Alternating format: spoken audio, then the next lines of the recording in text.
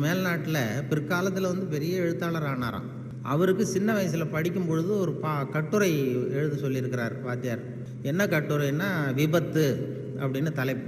விபத்துன்னு சொல்லி ஒரு கட்டுரை அல்லது கதை எழுதுங்கன்னு சொல்லியிருக்கார். சின்ன வயசுலேயே அவன் விபத்துங்கிற தலைப்புக்கு என்ன எழுதுனா, ஒவ்வொரு வரியிலையும் ஒவ்வொரு திருப்பம்.